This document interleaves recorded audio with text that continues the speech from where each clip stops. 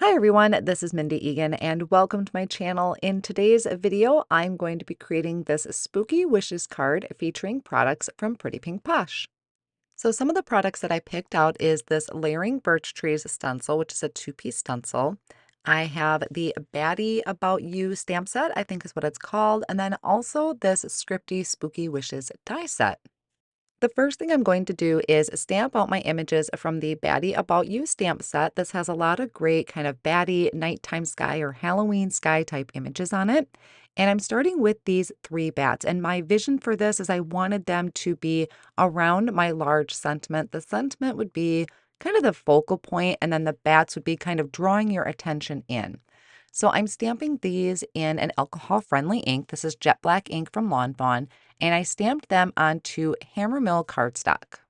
I'm going to color in my images using my Olo markers, so I will have the color combination listed up at the top. I have a BV 4.7, 4.5, and 4.4. And for each of these images, I am going to add my shadow layer and then just kind of blend it out to the lightest layer.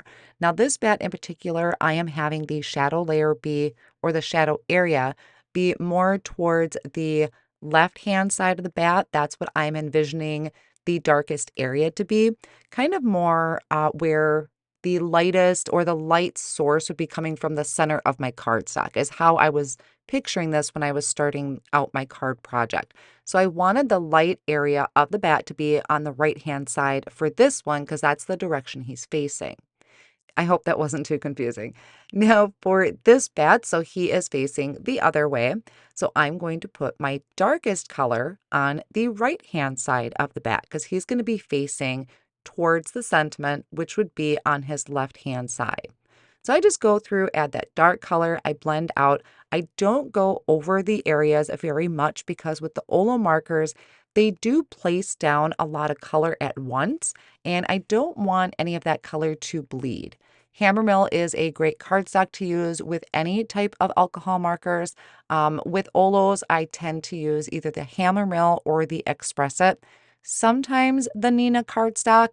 I struggle a little bit using the Olos on the Nina because I feel like it soaks in and spreads on the Nina, so I don't use it as much. The Hammermill seems to be a great go-to cardstock. Now for this bat, he is going to be, or he's facing forward. So I tried to have the highlight area for this one be more in the center of the head, added dark color to the left and right side of his head.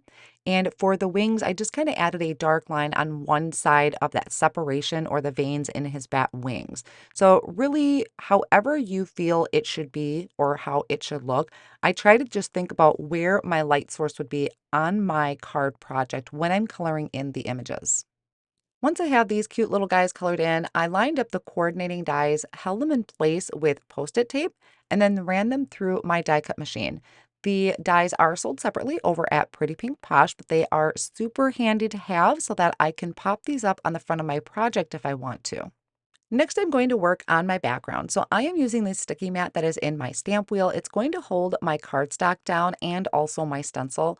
The cardstock I'm using today is actually fog cardstock. It is a really nice light gray. And then I'm placing the first layer of this stencil down, and the sticky mat is going to hold my stencil in place so it doesn't shift. Although with this type of stencil, I am still going to use my fingers to kind of hold it so it doesn't move around and I don't get that kind of wispy look of maybe bristles going underneath the stencil. So I do still use my fingers. The first color that I'm using for my main base layer of the trees is Pebble Ink from Concord and Ninth, and I'm just using a blending brush to apply that ink over the entire area of the stencil. So this would be really great as a silhouette if you were to blend these trees with maybe a black ink. Now I'm peeling back that first layer of the stencil, and now I'm bringing in the second layer, which is going to add those fun birch tree details to the trees. And this is very easy to line up. I just kind of eyeballed it into where it would fit onto the tree. The Pretty Pink Posh stencils are labeled down in the bottom right-hand corner. Now for this one, I'm coming in with Cobblestone ink to add that darker detail to the trees. I'll remove the stencil from my grip mat, and I wasn't feeling like it was quite spooky, to be honest. I wasn't really happy with it at this point, but I didn't want to give up on the background.